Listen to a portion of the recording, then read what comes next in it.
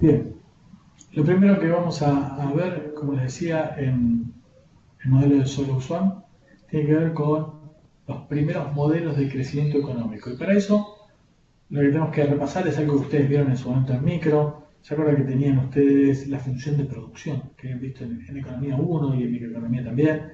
Donde, sin saber bien qué era lo que pasaba, ustedes metían un insumo, un input, un factor productivo podía llegar a ser, lo metían dentro de una función de producción donde pasaban cosas. A ustedes no les importaba cómo era el proceso productivo, pero a partir de ese proceso productivo nosotros teníamos un output, un producto final, un nivel de producción que se alcanzaba. Y acá en este modelo que nosotros vamos terminando de crecimiento económico, vamos a tener esa misma lógica. Vamos a decir que esta función de producción depende de los factores productivos que nosotros vamos a estar mirando, ¿no? Capital, trabajo y cualquier otro factor productivo que sea necesario para producir un cierto bien. Dicho esto, fíjese que ahí teníamos el gráfico, el que está en el primer panel, el que tiene en el centro de la pantalla, que tiene una función que iba creciendo. Al principio crecía de manera cada vez más acelerada, y esto era a medida que nosotros nos movíamos en el eje X, ¿no? Agregábamos un cierto factor productivo. Al principio, producto de las posibilidades de especialización, íbamos logrando aumentar la producción más que proporcionalmente, pero después llegaba a un punto en el cual la producción seguía aumentando, pero lo empezaba a hacer cada vez más lentamente. Y esto es lo que tienen en el panel de abajo al medio, donde tenían el producto marginal y el producto medio. Entonces ustedes tienen que el producto marginal del factor productivo iba a ser decreciente, el producto medio iba a subir al principio, iba a llegar a un máximo y después iba a empezar a bajar. Y nosotros íbamos a decir de que en general, del lado de la producción, íbamos a estar en ese tramo donde el producto marginal es decreciente. Es decir, si agregamos un factor productivo, la producción aumenta, pero lo hace de manera cada vez más pequeña, ¿sí? Y la contrapartida de mirar esto del lado de la función de producción era mirarlo desde el lado de la función de costes, que tenía la misma lógica muy similar en los modelos de microeconomía. ¿Cómo vamos a trabajar nosotros con los modelos? Tanto los modelos de Solux One como los modelos posteriores que nosotros fuimos mirando. Básicamente lo que nosotros estamos viendo es que hay una función de producción. Acá estoy mostrando en este modelo en el eje X el nivel de capital por trabajador, es decir, hacemos en lugar de simplemente de capital, lo dividimos el capital por trabajador, como para tener una especie, como quien dice, de capital per cápita, ¿no? Capital per cápita de una economía, de un país, tomado por L, en lugar de N, que es el total de producción, lo tomamos por L, por trabajador que efectivamente está ofreciendo su producción al mercado. Tomamos en el eje Y la producción, pero la producción, como estoy dividiendo por L la cantidad de capital, hacemos lo mismo con la producción y miramos la producción por trabajador. Y viene a ser algo así como quien dice de alguna manera el capital per cápita y el producto per cápita que nosotros tenemos cuando lo miramos de alguna manera a nivel de un país de manera agregada. Y nosotros vemos que ahí tenemos dos funciones de producción, una que tiene un cierto nivel y una que tiene un nivel de producción más alto. Y esto tiene que ver con, por ejemplo, a lo largo del tiempo vamos teniendo progresos tecnológicos donde con la misma cantidad de capital per cápita nosotros podemos alcanzar un nivel de producción más alto. ¿Por qué? Porque hemos aprendido mejores técnicas de producción, porque hemos obtenido mejoras que nos permiten con la misma cantidad de recursos obtener mejores resultados. Esto que nosotros tenemos, tratamos de ir entonces modelizándolo dentro de un modelo, y nosotros lo que tenemos es que si definimos de alguna manera los modelos de producción ya con progreso tecnológico, definimos que hay un crecimiento teniendo en cuenta la cantidad por trabajador, pero agarramos y decimos más que por trabajador, lo metemos con trabajador efectivo, vamos a tener la posibilidad de estar metiendo de alguna manera el efecto de la tecnología dentro del nivel de producción. Vamos a ver. Si yo pongo acá esto, digo, mirá, AN es la cantidad de unidades de trabajo dada una cierta tecnología, y a medida que nosotros aumentamos la tecnología va aumentando ese valor de A, que hace que incremente el valor de la producción. Entonces vos vas mejorando el resultado, ¿sí? Entonces, la inversión por trabajador efectiva tenés que ir viendo cómo se da en el modelo. Recuerden un poco cómo es la lógica del modelo. Y acá vamos a este gráfico que es el más importante que ustedes entiendan desde el punto de vista del funcionamiento de los diferentes modelos de crecimiento. ¿Qué es lo que ponemos nosotros en el eje X? Acá nosotros en el eje X estamos poniendo la cantidad de capital por trabajador. En el modelo donde ya permitimos que haya progreso tecnológico, vamos a poner en el eje X capital por trabajador efectivo, donde a medida que en la cual aumenta la tecnología, es como que aumenta la cantidad de trabajadores sin necesariamente estar aumentando la cantidad de trabajadores, ¿no? Porque simplemente se vuelven más efectivos los trabajadores. Pero si nosotros suponemos que no hay crecimiento tecnológico, si no hay progreso tecnológico, es como que A se mantiene siempre fijo, entonces lo que vos tenés es, a medida que vos aumentás la cantidad de trabajadores, te mueves hacia la derecha en el eje. Y vos decís, mirá, si yo me muevo hacia la derecha en el eje, porque voy contratando cada vez más capital por trabajador, voy teniendo disponible cada vez más capital por trabajador, yo voy a tener, como tengo más disponible capital por trabajador, voy a tener un mayor nivel de producción. Y eso es lo que tenemos en esa curva que dice output, ¿no? Donde nosotros tenemos, para cada nivel de capital por trabajador, tengo un nivel de producción. Y a medida que vos tenés más capital por trabajador acumulado, vos vas alcanzando un nivel de producción más alto. ¿Ok? Bien. Este modelo que nosotros tenemos implica lo siguiente. Vos tenés esa parte de producción y decís, che, de esta producción hay una parte que yo la voy a usar para consumir y hay una parte que yo la voy a utilizar para invertir. Y la parte que voy a utilizar yo para invertir, evidentemente, es la que ahorré y no me consumí, no la gasté en consumo personal. Entonces, de alguna manera, en los modelos de crecimiento de largo plazo, nosotros sabemos que a largo plazo el ahorro tiene que ser igual a la inversión. Entonces, esa diferencia, por ejemplo, del punto inicial A, yo tengo una cierta cantidad de capital por trabajador y alcanzo un nivel de producción B que está ahí arriba. En ese nivel de producción B, yo tengo una parte que la voy a consumir y una parte que la voy a ahorrar. En este caso, nosotros decimos que la parte que ahorramos es la que está identificada en esa curva de inversión, donde ponemos S por la función de producción, donde S es la propensión al ahorro. ¿Sí? Fíjense que por el gráfico acá parecería que la cantidad ahorrada es, no sé, el 60% de lo producido. Obviamente que esto está hecho simplemente para que el gráfico sea más simpático, pero las tasas de ahorro son 10, 15, 20, 25, pero no puede ser nunca un 80% de la producción. Lo que pasa es que para el gráfico es más cómodo tenerlo de esa manera. Ahora, lo que vos tenés es que la diferencia entre el punto A hacia arriba, hasta el punto C, el segmento que va desde A hasta C, esa altura es la cantidad de recursos de producción que vos vas a destinar a la inversión, que vos la vas a ahorrar y que como la ahorras, la invertís. La diferencia que hay entre el punto C y el punto B, ese segmento que va de C a B, es la parte que vos producís y no la ahorrás y por ende la consumís. Ese es tu consumo, ¿sí? El consumo que tiene la economía en ese momento. Fíjense que el punto C está por encima de ese punto D que está ahí abajo. ¿Qué era lo que estábamos representando en ese punto D? Ahí nosotros tenemos una recta que va desde el origen, todo con una pendiente. Y ese D que nosotros tenemos desde A hasta D es el nivel de inversión que yo necesitaría realizar para mantener constante el nivel de capital. ¿Por qué? Porque vos tenés una cierta dotación de capital. Todos sabemos que ese capital se va depreciando. Entonces hay que de alguna manera compensar esa depreciación. ¿Sí? Entonces, tendríamos que agarrar y mirar esto y decir, che, ¿qué es lo que nosotros estamos teniendo? Entonces, esa tasa de inversión que nosotros requerimos para mantener constante el nivel de capital es la que está trazada en esa línea roja. En un modelo inicial, el que ustedes tenían, el modelo de Solous-Swan inicial, donde no había progreso tecnológico, vos tenías que el nivel de inversión necesario era ese delta de la proporción del capital que vos tenés. ¿Vale? Vos tenés 100 unidades de capital y el 20% de ese capital se deprecia, o sea, vos tenés que reemplazar ese 20% del capital para mantener constante el capital. Ese delta que está teniendo ahí es esa tasa de depreciación. Después tenés otras dos tasas que están ahí, G sub A y G sub N. G sub N, ¿qué es? G sub N es la tasa de crecimiento que nosotros tenemos de la población, ¿sí?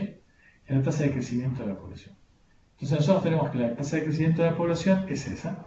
Y lo que tenemos en la otra, el otro que estamos teniendo es G sub A. G sub A, ¿sí?, es la tasa de crecimiento de, ¿qué cosa?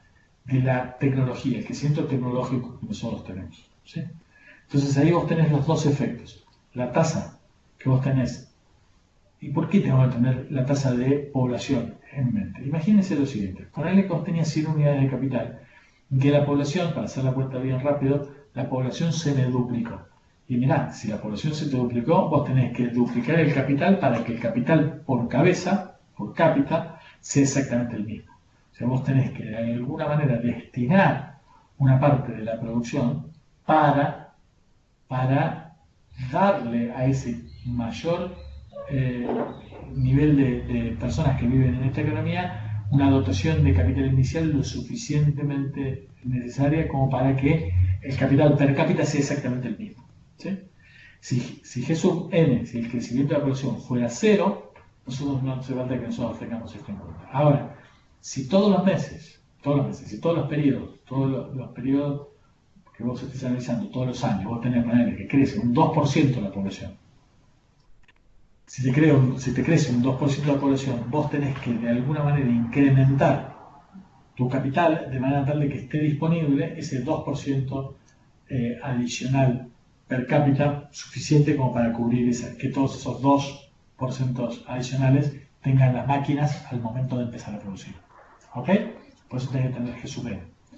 Y G sub A, lo que te está diciendo es ese crecimiento tecnológico que nosotros estamos teniendo. Cuando nosotros tenemos G sub A igual a 0, cuando no hay progreso tecnológico, no nos preocupamos de esto. Entonces, fíjense que si yo elimino G sub A y elimino G sub N, en el modelo de solo opción al principio que nosotros estábamos teniendo, un modelo donde el modelo no tenía incorporado ni crecimiento de la población ni crecimiento del capital, por lo que tenías era ese delta, ¿sí? Lo que te descubrieron es obviamente la depreciación. ¿Ok? Es eso. Si C, desde A hasta C, esa altura, supera al segmento desde A hasta D, eso significa que nosotros estamos invirtiendo más de lo que necesitamos para mantener el stock constante de capital. Entonces, si nosotros invertimos más que lo necesario para mantener el stock de capital constante, lo que pasa es ¿qué cosa? Que incrementamos el stock de capital. ¿Sí? ¿Lo ven? Entonces, vamos a tener para el periodo siguiente un stock de capital más grande. Y eso es lo que hace que nos vamos moviendo desde el punto A hacia la derecha. Hasta que, ¿qué pasa? Hasta que llegamos a algún punto de equilibrio. Y ese punto de equilibrio lo tenemos donde se cruzan la tasa de inversión requerida, la que está representada por esa línea, esa recta roja, con la azul más clarita, la de investment, la de inversión que nosotros tenemos. En ese caso, lo que tenemos es que la que efectivamente invertimos es exactamente la misma que se necesita para mantener constante el nivel de capital por trabajador efectivo. ¿Ok? Y ahí, en ese punto, nosotros dejamos de incrementar la cantidad de capital por trabajador efectivo. ¿Sí? En los modelos iniciales, donde nosotros no estamos teniendo crecimiento del capital, esto lo que nos lleva a nosotros es al estado estacionario. ¿Qué era el estado estacionario? A ver, alguien que me cuente un poco qué era el estado estacionario. Y acá le voy a preguntar a alguno que haya leído. No sé si Paula, por ejemplo, tiene ganas de contarnos un poco, si es que lo pudo ir mirando. Paula, ¿te acordás qué era el estado estacionario? Sí, yo había leído un poco los capítulos y por lo que entendí es como el punto de equilibrio que se encuentra cuando la recta de inversión y la recta roja que estamos viendo en pantalla se chocan, digamos. Exactamente. Ese estado estacionario es cuando deja de crecer la cantidad de capital por trabajador y por ende deja de crecer el nivel de producción por trabajador. ¿Por qué deja de crecer? Porque ya no acumulamos más capital. Es como que vos fuiste acumulando capital hasta que llegas a ese punto y en ese punto dejamos de tener un crecimiento. Ese es el estado estacionario. Como que crece el PBI per cápita hasta que llega a ese nivel y ahí se plancha. ¿Sí? Se plancha en tanto y en cuanto no tengamos crecimiento tecnológico, ¿no? Porque si tenemos crecimiento tecnológico vamos a tener este G sub A que nos va a permitir un crecimiento. Pero si estamos sin ese crecimiento tecnológico y sin crecimiento de población, lo que tenemos es que como que todas las economías irían creciendo, algunas más rápido y otras más lentas, e irían convergiendo hacia ese punto inicial, a ese punto donde se cruzan ambas curvas y ese sería el estado estacionario. ¿Sí?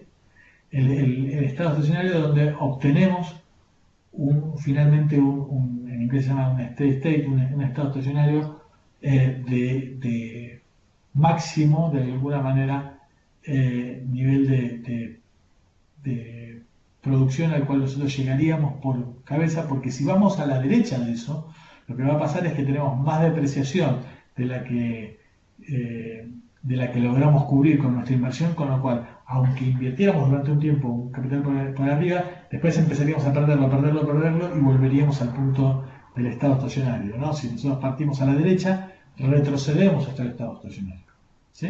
Si partimos de un punto que está a la derecha del estado estacionario. Entonces ahí lo que tenemos es que convergemos en ese punto. Y por ende, lo que nosotros tenemos que trabajar es lo importante tiene que ver entonces con la dinámica de la acumulación del capital, y esa dinámica de acumulación del capital venía dado por en qué parte estábamos nosotros. En general estábamos siempre en las economías a la izquierda de ese estado estacionario, y por ende nosotros lo que teníamos que tratar de lograr era crecer de la manera más rápida posible hasta llegar a ese estado estacionario. Y nosotros lo que podíamos influir no era tanto por ahí en la depreciación, o sí, por ahí con cierta tecnología, pero es como que lo tomamos medio fuera de nuestro control. Mientras que lo que sí podíamos hacer era ahorrar un poco más o ahorrar un poco menos, ¿no? Y si vos tenés una sociedad donde se ahorra un poco más, vas a tener un nivel de capital como más grande o más chico por trabajador. A ver, alguien que tenga ganas de contarnos eso. Martina, por ejemplo, si yo tengo que la sociedad tuya, donde vos vivís, ahorra más que la que está en pantalla. ¿El capital por trabajador finalmente va a ser el mismo o va a ser más grande o va a ser más chico?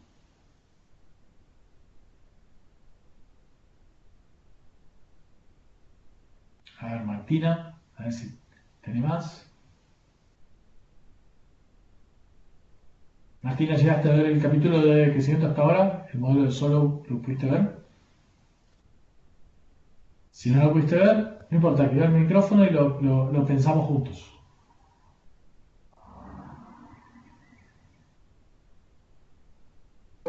Le hago una consulta, profe. Sí, Carla, decime.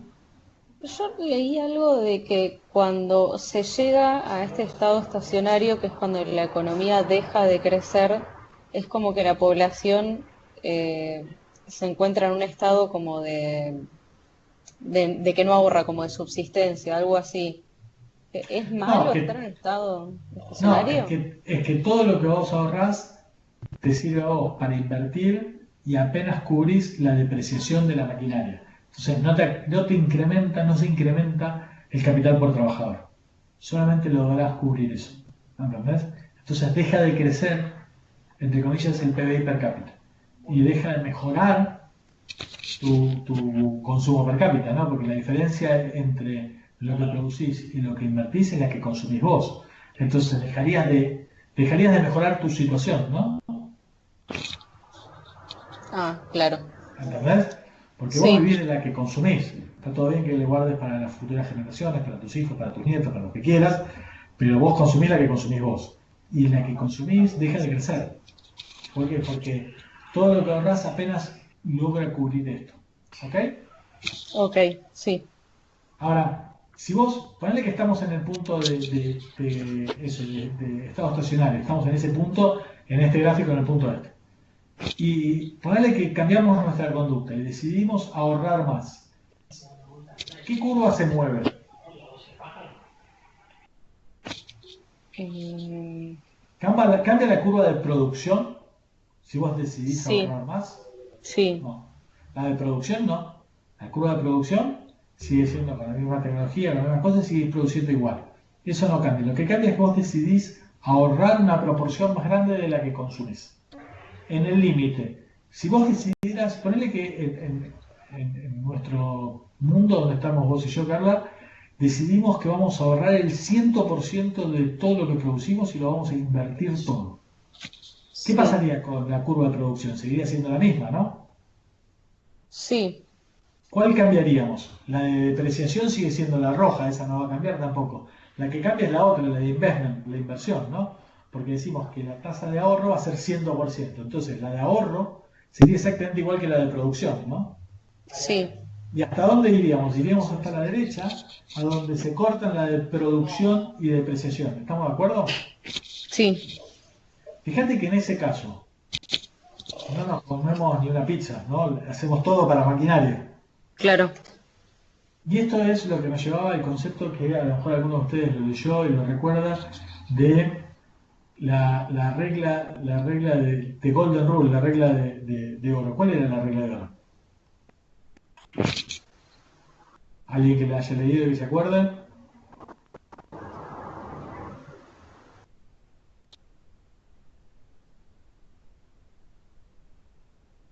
Era como la regla de la tasa de ahorro que, en la que alcanzamos el estado estacionario.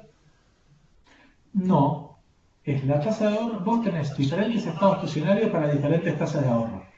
Mirá el gráfico que hay. Nosotros tenemos en el punto donde se cruza la producción con la línea roja, a la derecha, tenés si nosotros ahorráramos el 100% y por ende consumiéramos el 0%. Nuestro consumo per cápita sería 0,0. Produciríamos un montón, pero trabajaríamos todo el día para mantener las máquinas. ¿Ok? Sí, Alternativamente, si nosotros decidiéramos producir cero y acumular capital cero y nos fuéramos bien hacia la izquierda y produciéramos cero y acumuláramos capital cero, con cero capital también producimos cero, y como producimos cero, cero apenas cubre el stock de capital, es como que tampoco estamos haciendo absolutamente nada, ¿no? En los dos puntos consumimos cero, ¿no? Consumís cero, producís cero, o consumís cero porque producís tanto, pero todo va a reemplazar las máquinas que tenéis invertidas. Entre estos dos puntos hay situaciones intermedias, y en esas situaciones intermedias consumimos más que cero.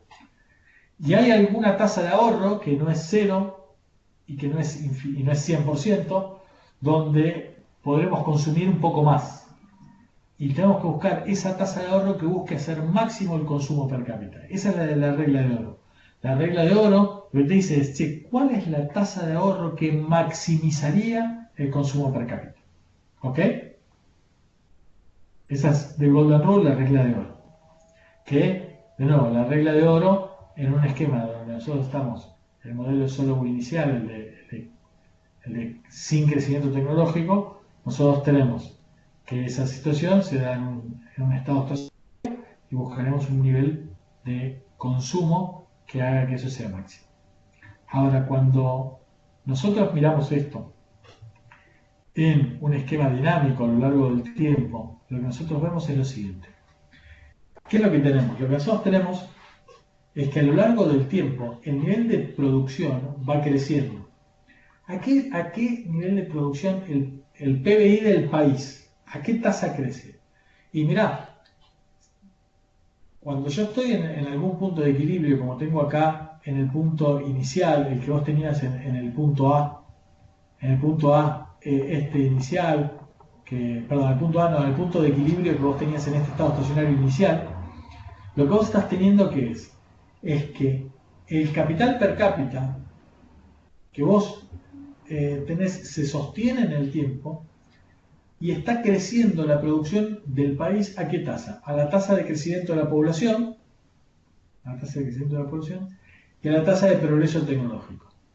¿Por qué? Porque lo que se mantenía constante era el capital por trabajador efectivo. Con lo cual, sin progreso tecnológico, nosotros sabemos que la producción total tiene que estar creciendo a una tasa que me permita mantener constante el capital por trabajador. Eso es la pendiente de G sub n. ¿Sí?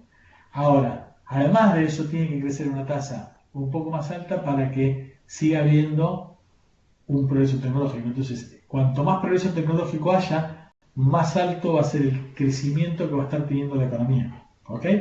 Entonces, esta tasa, esta pendiente que vos tenés en la recta suba, que vos tenés acá a la derecha, lo que estoy diciendo es, a lo largo del tiempo, cuánto crece la economía cuando yo tengo la tasa de ahorro inicial. Y ahí vemos, ¿qué pasa si cambiamos nuestra tasa de ahorro? Si cambia la tasa de ahorro, lo que hace es la función de producción sigue siendo la misma. Se desplaza la de ahorro que nosotros tenemos porque la tasa de ahorro se hizo más alta, entonces aumentamos la inversión que nosotros tenemos. En el primer momento, la diferencia es relativamente grande porque ahorramos mucho más de lo que nosotros necesitamos para mantener constante el nivel de capital per cápita, entonces hay una acumulación rápida de capital. Entonces el nivel de PBI, el nivel de producción crece rápidamente. Ahora, a medida que nos vamos corriendo hacia la derecha y que vamos alcanzando ese estado estacionario, lo que estamos alcanzando es ese crecimiento equilibrado. Y esa tasa de crecimiento equilibrado va a estar asociada a ¿qué cosa? Al progreso tecnológico más el crecimiento de la población. Nos acercamos hacia ese nuevo punto y es una nueva pendiente que es paralela, la de la recta A a la de la recta B, pero nosotros tuvimos un salto rápido al principio y después convergemos nuevamente hacia esa tasa de crecimiento de largo plazo. Entonces acá, en este modelo que nosotros estamos poniendo con progreso tecnológico, lo que estamos haciendo es expandiendo la lógica que nosotros teníamos en el modelo solo usuario inicial, lo hacemos crecer, permitimos que haya progreso tecnológico, metemos el progreso tecnológico dentro del modelo de crecimiento y decimos entonces de que ese estado estacionario, que en el modelo de solo inicial lo que implica es que ya hay crecimiento cero, pasamos a tener un crecimiento igual a ¿qué cosa? A la tasa de progreso tecnológico, y el crecimiento tecnológico se suma obviamente al crecimiento poblacional, y entonces decimos que el PBI crece no solo porque tenemos mayor cantidad de personas en este país, sino porque además hay una mejora tecnológica. Y esto es lo que va a permitir que a largo plazo el PBI per cápita se incremente y mejoren las condiciones de vida, y por ende nos acerquemos a lo que empíricamente estamos viendo en ese video que les mostré al principio de Hans Rosling, donde nosotros veíamos la dinámica a lo largo del tiempo. Porque el modelo que habíamos visto al principio, el primer modelo de solo, lo que te estaba diciendo es como que iba a ser un estado estacionario donde dejaba de haber crecimiento. Y no es lo que se observa en la realidad. En la realidad vemos que sigue habiendo un crecimiento. ¿Y ese crecimiento por dónde va? Va por esta tasa de crecimiento tecnológico. Y por ende, lo que vamos a estar trabajando en esta segunda parte es agarrar y ver, sí, ¿y qué es lo que había atrás de eso? ¿Cuáles son los factores que van a estar atrás de ese crecimiento tecnológico que nosotros tenemos?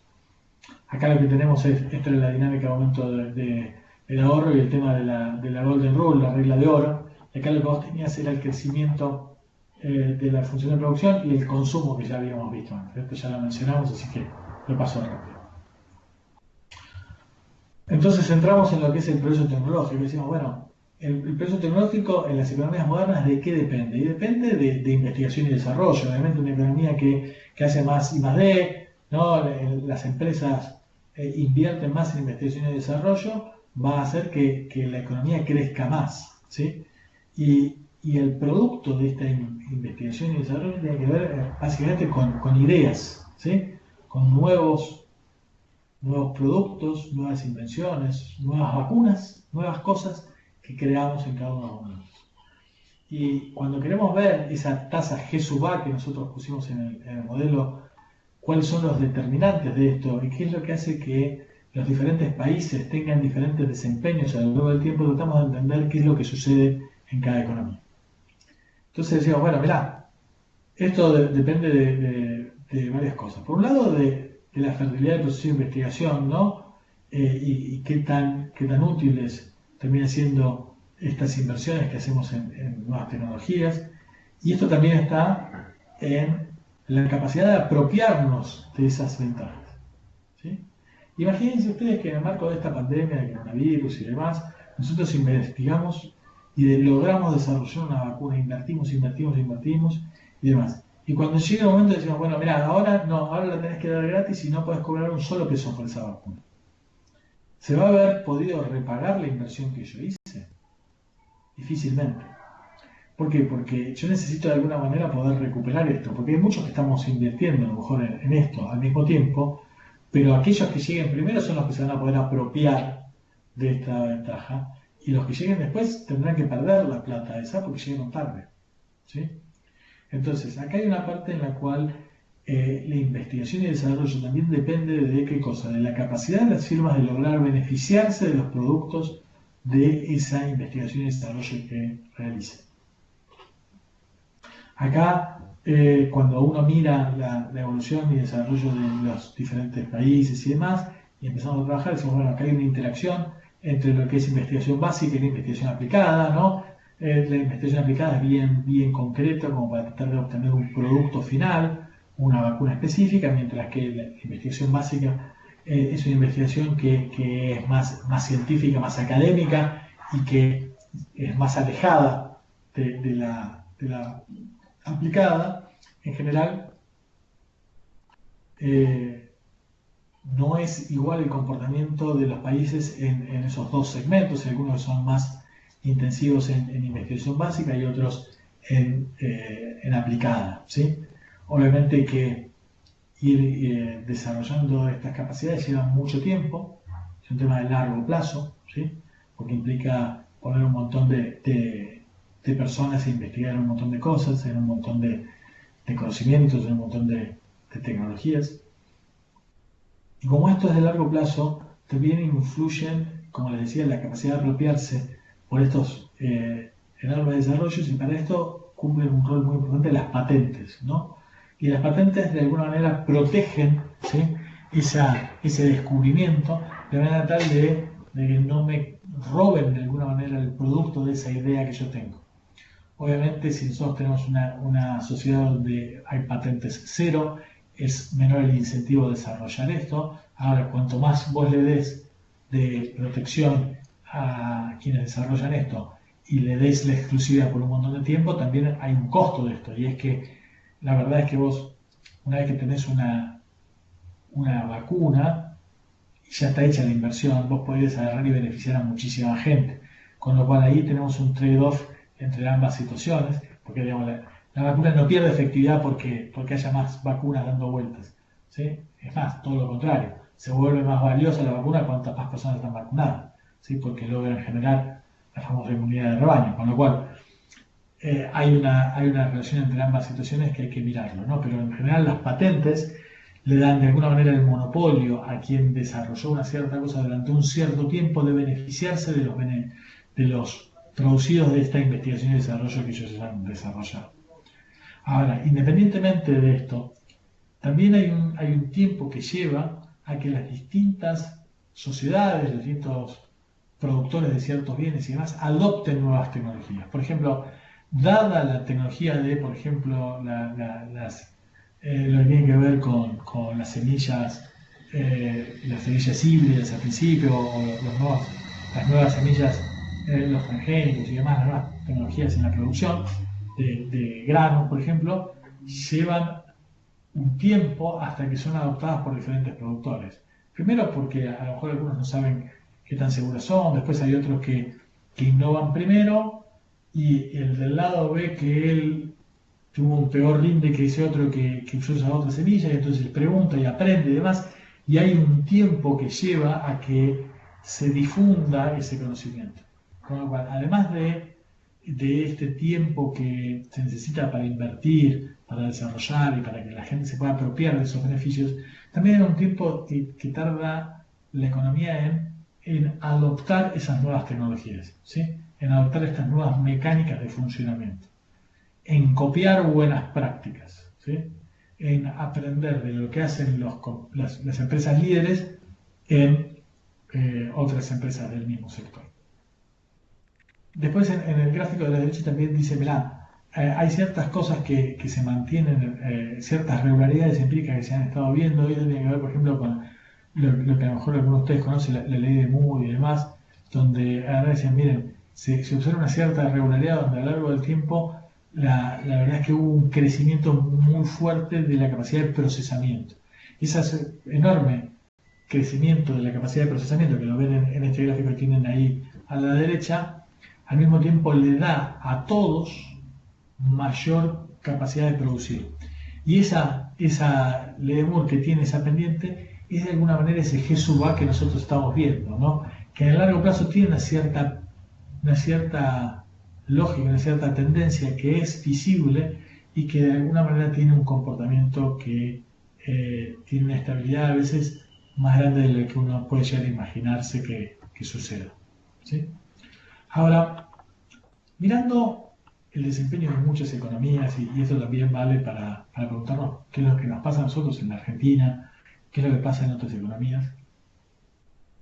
Les cuento que ahí después los invito a que busquen crecimiento de largo plazo de diferentes países y miren la economía de Argentina, cómo se ha desarrollado. Ustedes van a ver que hay una tendencia muy fuerte de crecimiento de largo plazo de muchas economías. La verdad que la economía argentina tiene un comportamiento bastante disfuncional y lo pueden mirar muy fuertemente ustedes en las estadísticas, ¿no?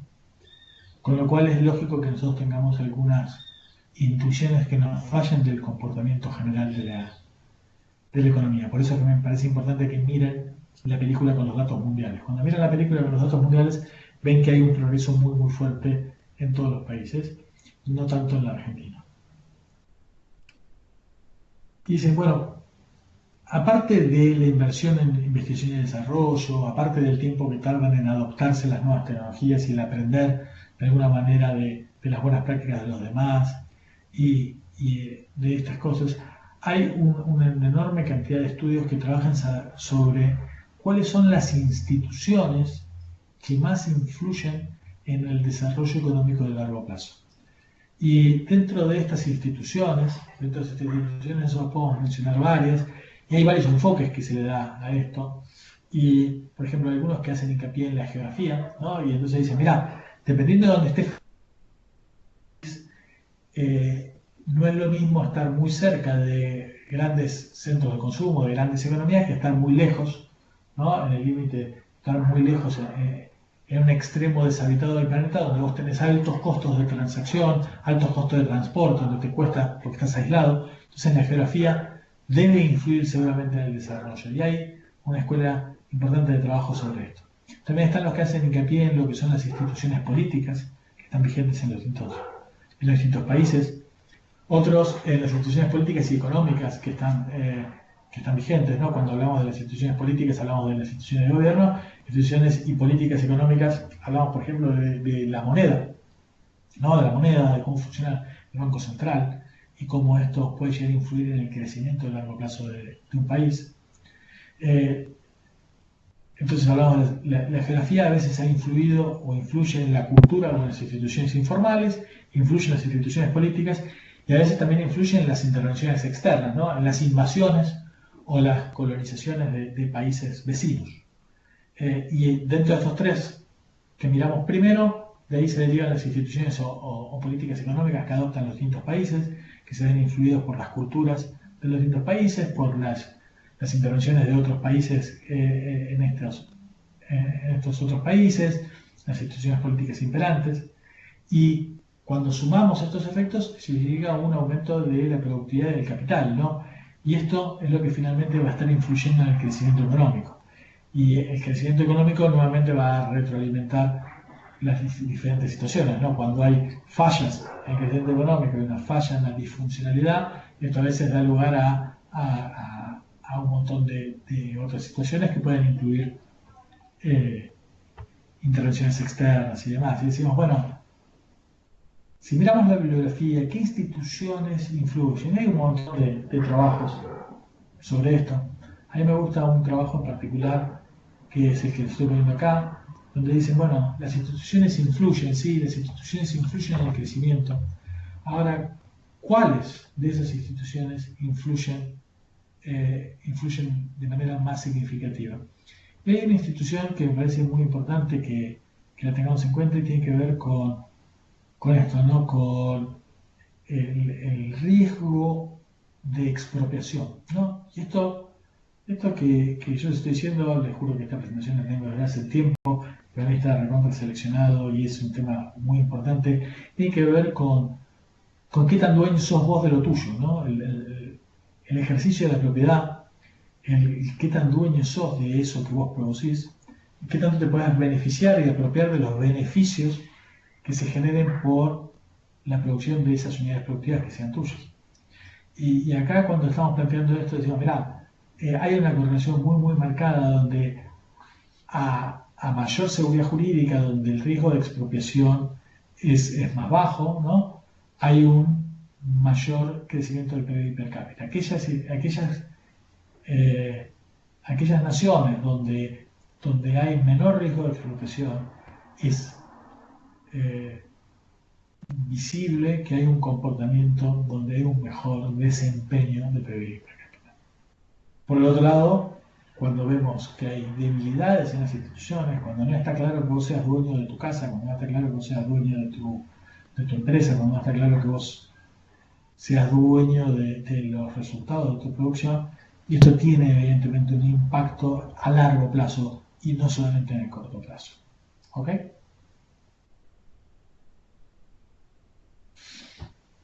¿Dudas hasta acá? ¿Cosas que quieran estar mencionando?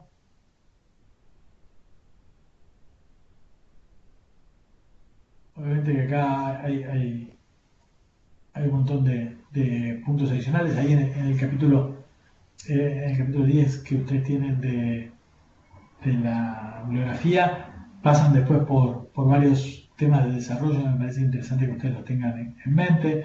Hay ciertas cosas que seguramente ustedes recuerdan de Economía 1 o de haber visto en su momento el análisis que hace CEPAL en su momento de centro-periferia, ¿no? y cómo se trabaja de esto, ¿no? Donde planteaban desde la CEPAL, ¿no? Que los países de la periferia tienen una estructura productiva menos amplia, en general especializada en la producción primaria exportadora, mientras que había un proceso diferente en lo que era el centro, ¿no? Los centrales tenían una estructura diversificada, donde tenían otra lógica, y donde había una relación entre centro y periferia que se daba con una cierta dinámica. Este pensamiento que en su momento estaba, derivó después en todo lo que tiene que ver con el pensamiento estructuralista, con un montón de personas conocidas acá en Latinoamérica, de las cuales puedo mencionar a estos grandes referentes, como puede ser Previs, como puede ser Aldo Ferrer, Furtado, Fernando Enrique Cardoso. Son varios que son muy, muy conocidos y que tienen que ver con una posición ideológica donde se desconfiaba mucho del mercado, donde planteaban la importancia de una intervención estatal, porque identificaban un montón de situaciones que influían en el desarrollo de largo plazo y decían que esto estaba dado por ciertas características, cuellos de botella que se daban, el tema del deterioro secular que nosotros tenemos de los términos de intercambio, cómo la relación entre centro y periferia llevaba a una tendencia a que permanentemente se deterioraran los términos de intercambio y que esto perjudicaba de alguna manera a aquellas economías de la periferia y por ende tenían una evolución de este pensamiento.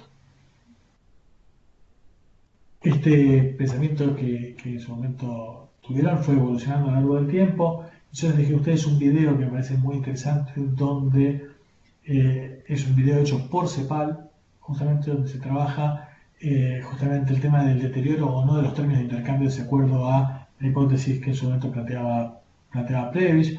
Les presten por favor atención a ese video, es un video muy, muy interesante, muy corto, pero donde están barridos un montón de temas.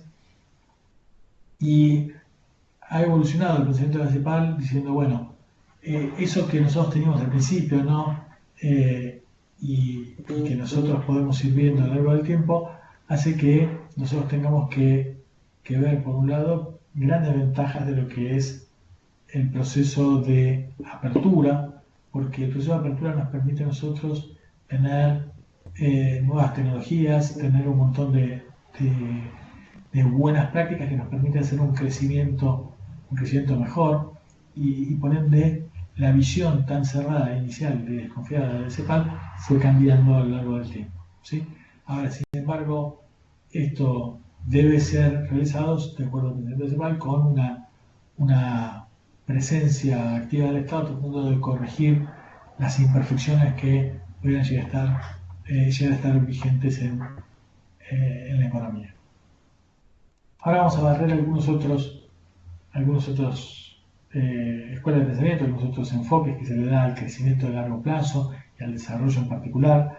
Y acá hay algo que me parece interesante que tiene que ver con Schumberger. Yo les he mencionado algunas de estas cosas en su momento, la importancia del empresario emprendedor, ¿no? Este empresario emprendedor que siempre está buscando generar nuevos productos, nuevos desarrollos y de esa manera De esa manera, a lo mejor ofrecer un producto único y ser monopolista durante un cierto tiempo, y que en esa evolución permanente al mismo tiempo destruyen a otras industrias, a otras producciones anteriores que estaban desarrollando, y que esta destrucción creativa es la que hace que haya un crecimiento a largo plazo y que genera ciertos ciclos económicos en la economía. ¿Por qué? Porque de pronto hay disrupción, producto de innovaciones, producto de las nuevas tecnologías que se van descubriendo, y esto genera de alguna manera ciclos económicos en la economía a nivel agregado. Ahora, dentro de esta línea original de Schumpeter hay un montón de influencia en lo que tiene que ver con la escuela evolucionista, donde ahora plantean justamente esto, ¿no? El cómo el progreso tecnológico va a influir en el crecimiento de largo plazo, y empiezan a trabajar diciendo, che, cuáles son las variables importantes de esto, de ambiente institucional, cómo se funciona, cómo se difunde la tecnología y demás. Así vemos los nuevos modelos de crecimiento endógeno, y entre los modelos de crecimiento endógeno que nosotros tenemos, se destacan justamente algunas características. Por un lado, está el tema de la importancia de la innovación tecnológica. Esto fue cambiando en cuanto a los enfoques de los modelos de crecimiento. Yo les dejé al principio un video de la Universidad de Valladolid muy interesante de introducción de los modelos de crecimiento. Yo les recomiendo a aquellos que no lo hayan visto que arranquen por ahí. Es un video muy interesante donde agarra y les plantea justamente el principio, lo que es el modelo de Solow, y a partir de ahí cómo fue evolucionando de alguna manera la teoría económica en términos de crecimiento económico de largo plazo. Y a medida que nosotros fuimos incluyendo los nuevos modelos de crecimiento endógeno, empezaron a incorporar comportamientos diferentes que nos sacaran a nosotros de ese modelo inicial de Solow, donde íbamos hacia un estado estacionario donde no había más crecimiento a largo plazo.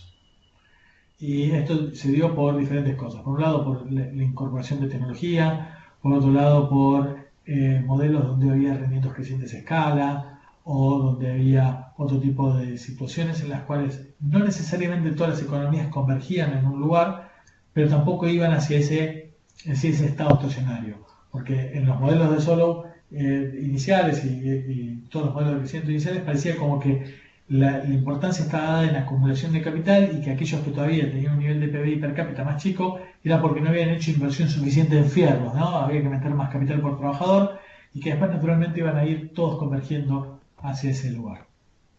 Ahora, cuando salimos de eso, no necesariamente hay una convergencia de todas las economías. Esto es importante, no es obligatorio que haya una convergencia en el enfoque económico. Entonces acá lo que vamos a estar mirando es una mirada un poco histórica de cómo fue cambiando el enfoque que de la economía teníamos. ¿Se acuerdan que nosotros hablamos en varios momentos de qué es lo que nos dice la ciencia económica, dónde hay ciertos consensos y dónde no? Y la verdad es que los consensos en la economía en algún momento fueron cambiando, porque nos fuimos dando cuenta de que algunas cosas que creíamos que eran, tal vez no eran tan convenientes como pensábamos.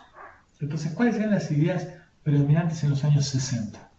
Entonces, en los años 60, el rol del Estado, que era predominantemente visto por la mayoría de los intelectuales de los diferentes países, planteaban que el gobierno tenía que ser activo y que era un actor fundamental en lo que era el crecimiento. Ahora, ya a partir de los años 80 dice, sí, el Estado cumple un rol importante, un rol central en esto, pero a veces no es solamente el que conduce el crecimiento, sino que a veces es el que se transforma en un obstáculo para el crecimiento. Entonces ahí dicen, ojo, que el Estado, a veces con demasiada presencia, más que ayudar, genera un conflicto y se vuelve un problema. Esto tiene que ver, ¿no? La visión en los años 60 era una visión donde, recordemos, ¿no? Al principio de la posguerra la economía crecía y demás, y había, como yo les había dicho, una gran expectativa en que el desarrollo de la teoría económica nos iba a permitir un crecimiento ininterrumpido a lo largo del tiempo.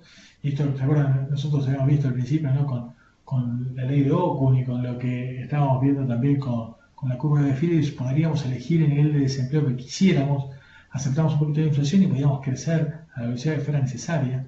Y bueno, y esto que en los 60 se creía que todo era posible, nos dimos cuenta de que no era así y que se enfrentaban a un montón de problemas y que a lo mejor ese rol del Estado terminaba haciendo más daño que otra cosa. En los 60 lo que planteaban es que la importancia era la acumulación de capital, ¿no? Y la acumulación de capital implicaba que había que coordinar y que había problemas de escala, y por eso el Estado se tenía que involucrar justamente como para acelerar de alguna manera la acumulación de capital. En los 80 se te dicen, miren, esto está todo ok, pero es fundamental que el sector privado intervenga. ¿Por qué? Porque cuando interviene el Estado, toma decisiones en función de las decisiones políticas que no necesariamente hacen sustentables esas inversiones. Entonces, a lo mejor hay un montón de inversiones enormes, multimillonarias, que no necesariamente son las más redituables a largo plazo para la sociedad. En los 60, el rol del comercio y la integración regional era un tema menor, no era un tema tan fundamental en el discurso económico, aunque en realidad lo fue mucho en la práctica, porque Europa y Estados Unidos trabajaban de manera muy integrada. Sin embargo, en el discurso político no era una cuestión que fuera tan importante, y sí por ahí estaba la inversión de la importación de capital para agarrar y tener nuevas tecnologías y para comprar algunos insumos, pero no era visto como un tema importante en sí mismo. Y de hecho, el origen de la Comunidad Económica Europea y demás, en realidad fue una cuestión más política que económica al principio, desde el punto de vista de cómo fue visto esto. Ahora, ya en los 80, el tema del comercio y de la integración empezó a ser visto de que las exportaciones iban a brindar enormes ventajas. Por un lado, porque hacía que si vos estabas exportando, puedes estar generando los recursos como para que la economía pudiera crecer de manera sostenida, pero al mismo tiempo porque implicaba que vos estabas produciendo algo que era bien visto por el extranjero, es decir, tienen que ser productos de calidad, porque si no, no te los iban a seguir comprando. Esta situación que estaba visto del lado de las exportaciones no necesariamente era del lado de las importaciones visto igual, y por eso tenía un sesgo exportador el análisis de comercio de los años 80, aunque las importaciones a veces eran útiles para disciplinar a los productores locales que tenían producción más ineficiente o que querían cobrarnos demasiado por su producción. El capital extranjero, al principio era más desconfiada la economía respecto de la inversión de capital extranjero, pero bueno, a veces lo que hacían era tomaban préstamos del capital los estados nacionales, y los estados nacionales eran los que hacían las inversiones. Ahora en los 80 eso cambia y dicen, no, tratemos de evitar los gobiernos tomando grandes préstamos para grandes inversiones y que inviertan de manera directa los privados, ¿sí? Y el rol de los organismos multilaterales, ¿no? Del Banco Mundial, del Fondo Monetario y demás, al principio el Banco Mundial y demás era decir, bueno, generar proyectos de inversión, ¿no? y generar los recursos para que los gobiernos puedan hacer esto. En cambio, ya en los 80 dicen, no, mira, esto acá hay que agarrar y cambiar esto, y por ahí el rol del Banco Mundial es establecer las condiciones para que haya inversiones extranjeras y no tanto financiar ellos de manera directa esas inversiones. Esto fue el cambio entre los 60s y los 80s. Ahora, de los 80s a los 90s también hay un cambio. En los cambios que se observan ya en los 90 dicen, miren, acá dicen, mira, el consenso de Washington, eso que ustedes pueden haber escuchado en algún momento, es el consenso en los 90s, dicen, miren, hay mayor crecimiento económico cuanto más inversión hay en capital físico. Esa parte estamos todos de acuerdo, hay una verificación de esto. Ahora, vamos a lograr mayor inversión en capital físico si logramos bajas tasas de interés. Cuanto más bajas en la tasa de interés, más alta la inversión, y como va a ser más alta la inversión, vamos a tener mejor desempeño. Y para lograr que las tasas de interés sean bajas, lo que nosotros necesitamos es tratar de generar un contexto de mayor ahorro, que la gente quiera ahorrar y que haya estabilidad de precios. Entonces serán condiciones para que haya bajas tasas de interés. Y también podemos entonces influir justamente, como les decía, en las tasas de ahorro a través de darle de alguna manera certeza a la gente de que si ahorra, su ahorro mantiene el valor, no se licúa, ¿no? Imaginen ustedes en este contexto, si ustedes tuvieran que ahorrar en pesos, obviamente sentirían de que ese ahorro se licuaría y desconfiarían y tenderían a ahorrar menos en moneda local. Las instituciones monetarias influyen mucho.